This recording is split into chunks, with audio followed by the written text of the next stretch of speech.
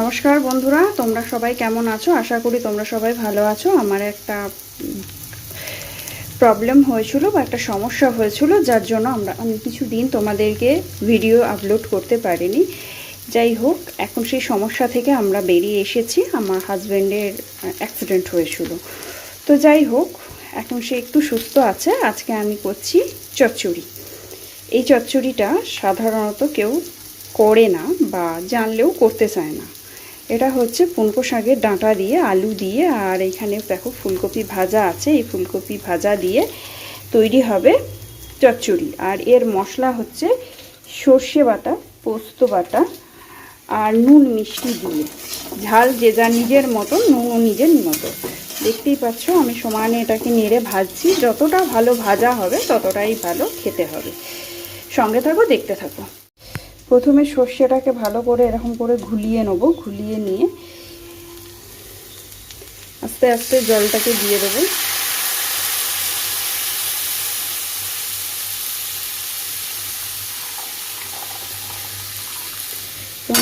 বন্ধুরা তোমরা দেখতেই পাচ্ছ অবশিষ্ট অংশ পড়েই রয়েছে। আরও একটু জল দেবো।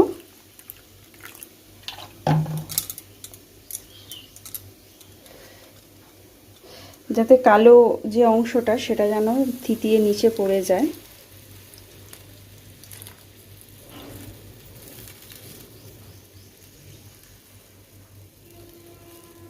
এই দেখো বন্ধুরা, কালো অংশটা আমি ফেলে দেবো।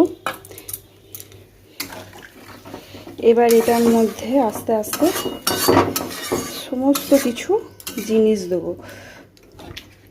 নুন, হলুদ, মিষ্টি, একটু পোস্ত। বন্ধুরা তোমাদের বলেছিলাম পোস্ত দেবো। দেখতেই পাচ্ছ আমি এখানে পোস্ত দিয়ে দিলাম যতটা প্রয়োজন। দেখো বন্ধুরা, হলুদটা আমি এই পরিমাণ দিচ্ছি, আমার যতটুকু লাগবে। এই যে দেখো বন্ধুরা, নুন দিচ্ছি আমার টেস্ট অনুযায়ী।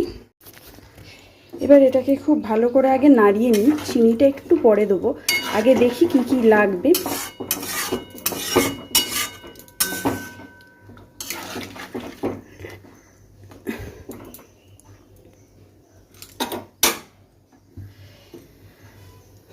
একটু বেশি করে জোরে দিয়ে দিলাম। সম্ভবত একটু হলুদ লাগবে, আমি হলুদ দিচ্ছি, তোমরা দেখতে থাকো। দেখো বন্ধুরা, টুপি ঢাকা দিয়ে দিয়েছি। এবারে চলো তোমাদের দেখাই আমার পরবর্তী কি কাজ।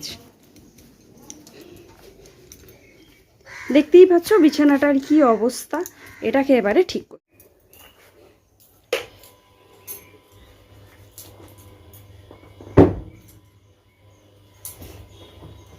প্রত্যহ আমার এই সমস্ত কাজগুলো থাকে, আমাকে করতে হয়।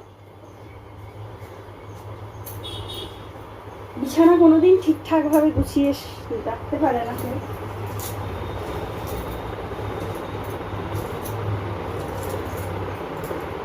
আর এবারে আমাকেই এগুলোকে ঠিকঠাক ভাবে করতে হয়।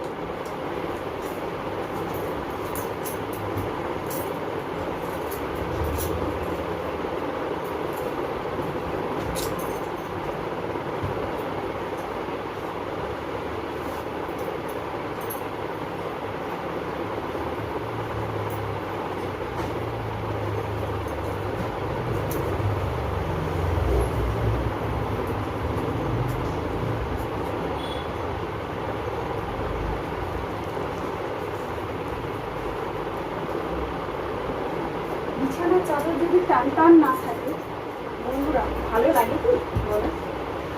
আমার তো মোটে ভালো লাগে না যতক্ষণ না পর্যন্ত টান টান বিছানার চাদর হচ্ছে।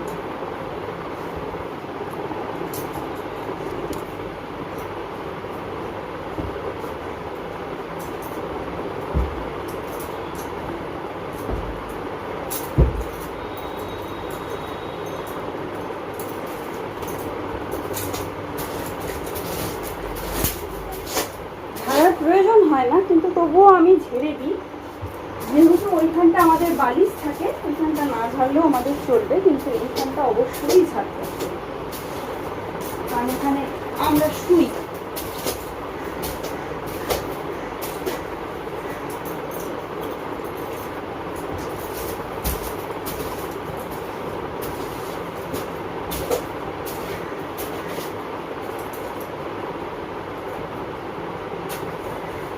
দেখতে পাচ্ছ তো বন্ধুরা, টান টান বিছানার চাদরে কি সুন্দর লাগছে।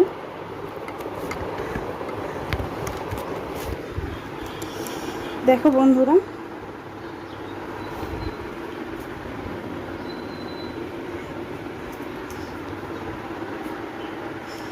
সুন্দর লাগছে না? এই সুন্দরটা আমিই করি। দেখতে পাচ্ছ বন্ধুরা কিরকম এসছে। ঠিক এই রকম সময় এই চিনিটা আমি দিয়ে দিলাম।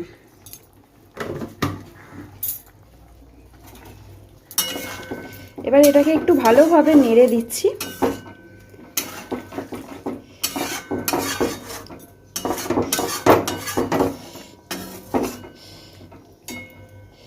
এবং একটু আলুটাকে দেখে নিচ্ছি কতটা সেদ্ধ হয়েছে। সেদ্ধ হয়েই এসছে।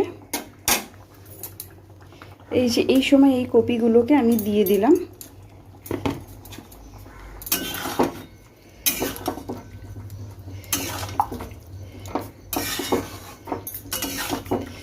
দিয়ে আবার চাপা ঢাকা দিয়ে বেশ কিছুক্ষণ রাখবো। যেহেতু একটু খীঁচ আছে তাই একটু সামান্য আমি জল দিয়ে দিলাম। এটা কিন্তু সম্পূর্ণ টানানো হবে।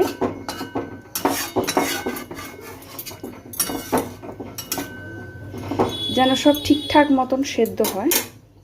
এই আবার নতুন করে চাপাটা দিয়ে দিলাম। এপাশে দেখো আমার ভাত কথা বলতে শুরু করে দিয়েছে।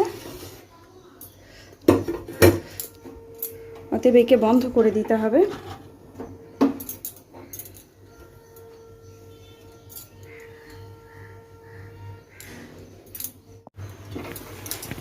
দেখো বন্ধুরা, ঠিক এইরকম টাইপের হয়েছে। এতক্ষণ ঢাকা দিয়া ছিল, এই দেখো পুরো টান টান হয়ে আসছে।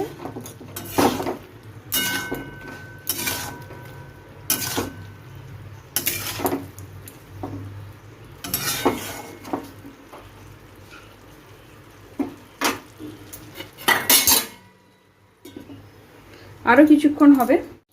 দেখো বন্ধুরা, এটা এবার কতটা হলো। এখনো দেখো জল দেখা যাচ্ছে, কিন্তু এইটাকে পুরো টান টান করতে হবে। যতটাই টান টান হয় ততটাই এটা খেতে সুস্বাদু হয়। এবার একটু ফ্লেমটাকে বাড়িয়ে দিলাম।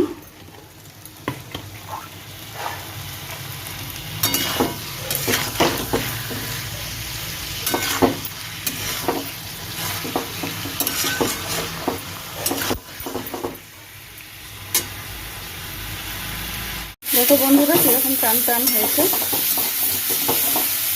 এবার গ্যাসের ফ্লেমটাকে আবার একটু লো করে দিলাম। পুরো টান টান হয়ে গেছে।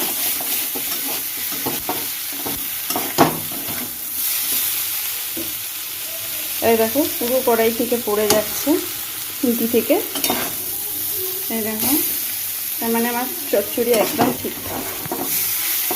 এবার এটাকে একটু আজুড়ে নিচ্ছি, তারপর তোমাদের দেখো বন্ধুরা, কুমড়ো দিয়ে পেঁয়াজ দিয়ে ভাজা,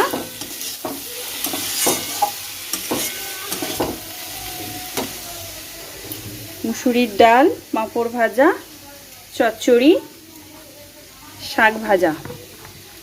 আজকে আমাদের এই মেনু। এটা ততক্ষণ ভাজা হোক, আমার ততক্ষণ বাকি কাজ আমি সারতে থাকি। দেখতেই পাচ্ছ বন্ধুরা, আমার স্নান টান সব হয়ে গেছে, আমার সব কাজ শেষ। এবার আমি এখন বিশ্রাম নেব। ততক্ষণ অবধি তোমরা সবাই ভালো থাকো। আবার একটা নতুন ব্লগের সঙ্গে তোমাদের সবার সাথে আমার দেখা হচ্ছে। ততক্ষণ অবধি শেয়ার করো, লাইক করো, প্রচুর প্রচুর বন্ধুদের সঙ্গে এটা শেয়ার করো। Thank you.